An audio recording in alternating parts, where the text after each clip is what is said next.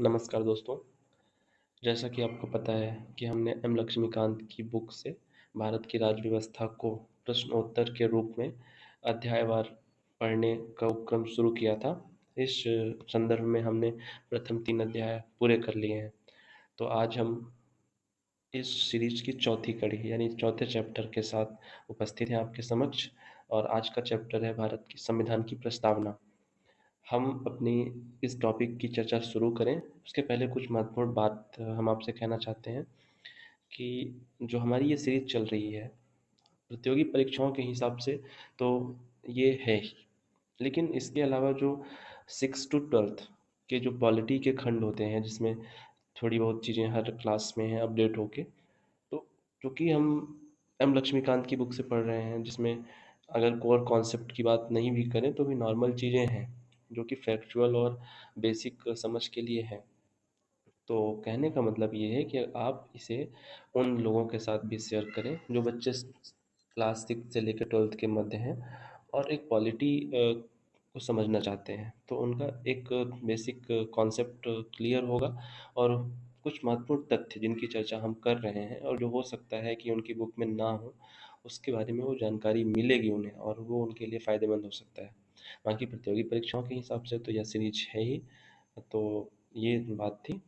अब हम आइए शुरू करते हैं। हम अध्याय को शुरू करें। जैसा कि हमारे हमारे अध्याय का नाम है प्रस्तावना। तो प्रस्तावना होता क्या है?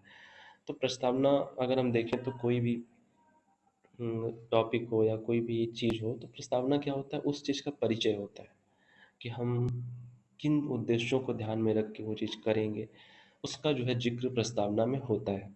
अगर भारतीय संविधान की बात करें तो भारतीय संविधान में पंडित जवाहरलाल नेहरू जी ने जब संविधान सभा की बैठक प्रारंभ हुई तो 13 दिसंबर 1946 को सर्वप्रथम उद्देश्य प्रस्ताव संविधान सभा में प्रस्तुत किया।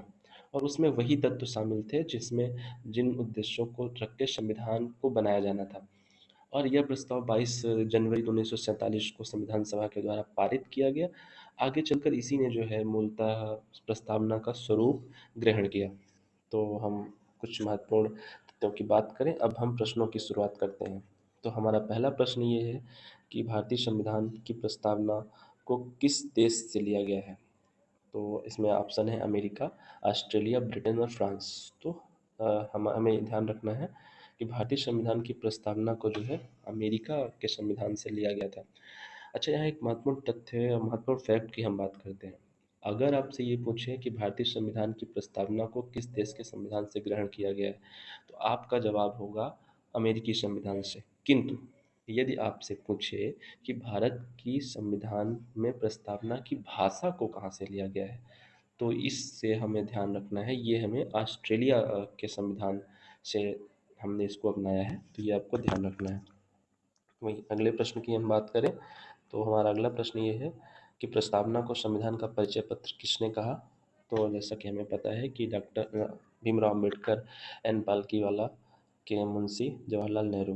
तो इसका आंसर हो जाएगा एन पालकीवाला ने प्रस्तावना को संविधान का परिचय पत्र कह के संबोधित किया था।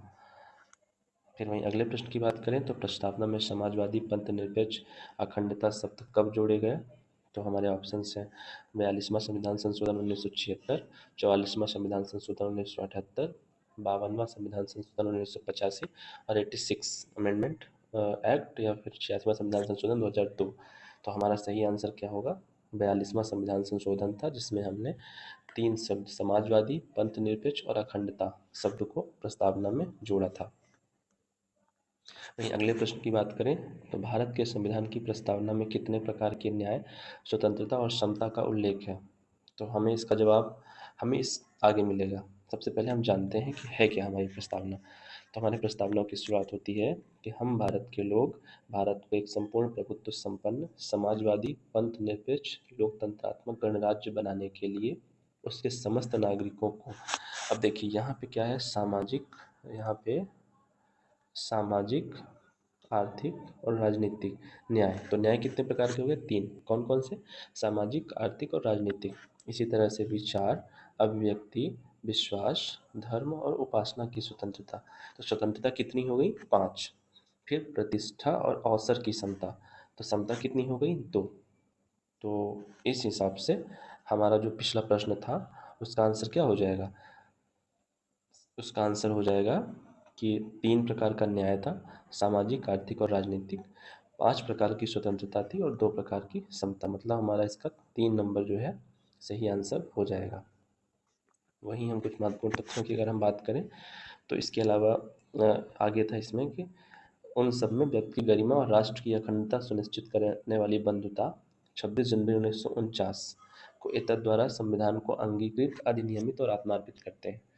तो संविधान से एक महत्वपूर्ण प्रश्न पूछा जाता है। ये जो लिखा है, संपूर्ण प्रभुत्व संपन्न, समाजवादी, पंथ निरपेक्ष, लोकतांत्रिक, हमें ध्यान ये रखना है कि इनको इसी क्रम में याद रखना है। और अक्सर प्रतियोगी परीक्षाओं में जब प्रश्न कठिन बनाना होता है तो हमसे ये चीज़ पूछता है कि मूल स्थिति क्या थी। तो मूल स्थिति क्या थी? संपूर्ण प्रभुत्व संपन्न, लोकतंत्रात्मक थी। लेकिन अगर हम समाजवादी, पंथ निरपेक्ष और अखंडता कब जोड़ा गया? बाद में जोड़ा गया। तो इसका क्रम पूछता है, तो हमें ध्यान रखना है कि इससे पहले संपूर्ण प्रभुत्व संपन्न है, फिर समाजवादी है, फिर पंथ निरपेक्ष है, फिर लोकतंत्रात्मक गणराज्य है। वहीं संविधान को अंगीकृत कब किया गया था? तो हमारा आंसर हो जाएगा 26 नवंबर 1949। वहीं अगले प्रश्न की बात करें तो भारतीय संविधान के मूल तत्व क्या हैं? तो क्या क्या है? संविधान के अधिकार का स्रोत, भारत की प्रकृति, संविधान के उद्देश्य और संविधान के लागू होने की तिथि।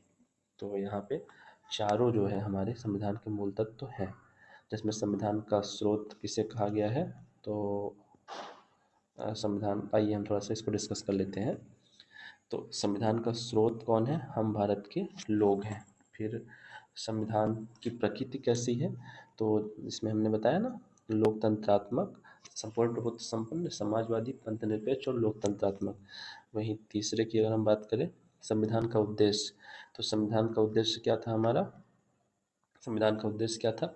व्यक्ति और गरिमा, राष्ट्र की एकता, अखंडता सुनिश्चित करने वाली बंधुता। और संविधान इसका अगला तत्व क्या था? संविधान के लागू होने की तिथि। तो ये क्या हो जाएगा हमारा? 26 नवंबर 1949। तो कुल मिलाकर इन 4 तत्वों का उल्लेख हमारे संविधान की प्रस्तावना में है। तो हमारा सही आंसर क्या हो जाएगा?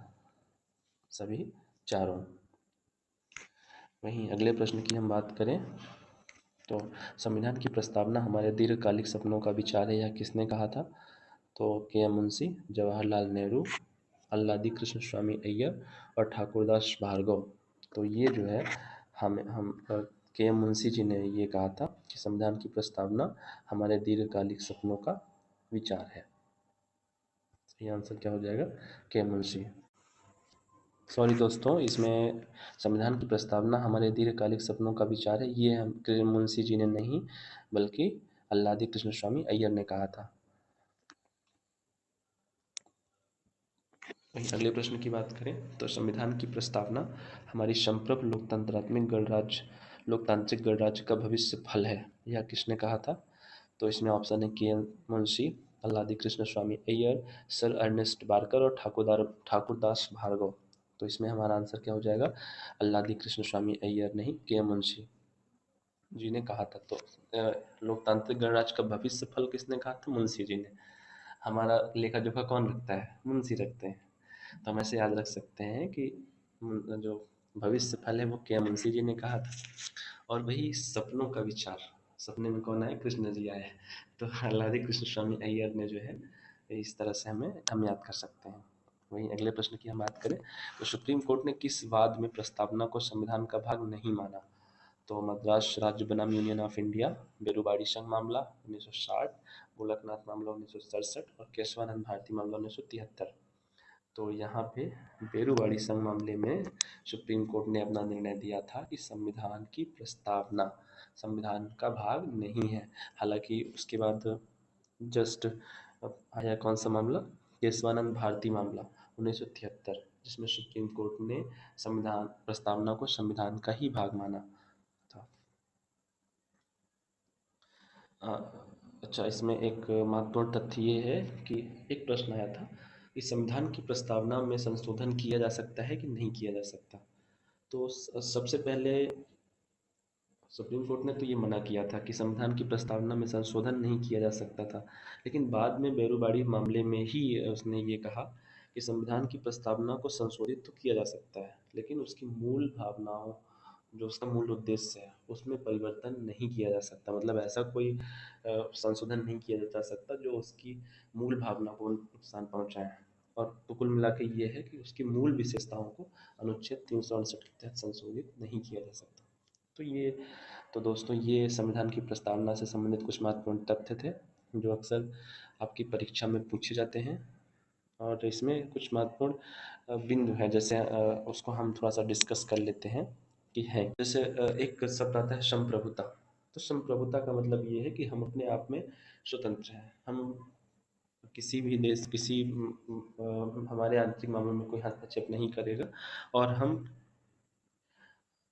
अपना निर्णय स्वयं करेंगे। मतलब अगर हमको किसी देश की सीमा में सम्मिलित होना है, नहीं होना है, अपने देश के किसी भाग को दूसरे को देना है, तो उस मामले में हम पूरी तरह से स्वतंत्र हैं। ये होता है संप्रभुता का अर्थ। समाजवादी का अर्थ क्या होता है? तो समाजवादी का मूल उद्देश्य यही है कि जो राज्य हो लोक कल्याणकारी हो, मतलब धन संपत्ति का संग्रहण ना हो, और वो लोक कल्याणकारी उद्देश्य के लिए वो हो सके। धर्मनिरपेक्ष का वो क्या होगा? मतलब कि राज्य का कोई विशेष धर्म नहीं है, और ना राज्य किसी एक विशेष धर्म को समर्थन करेगा उसका।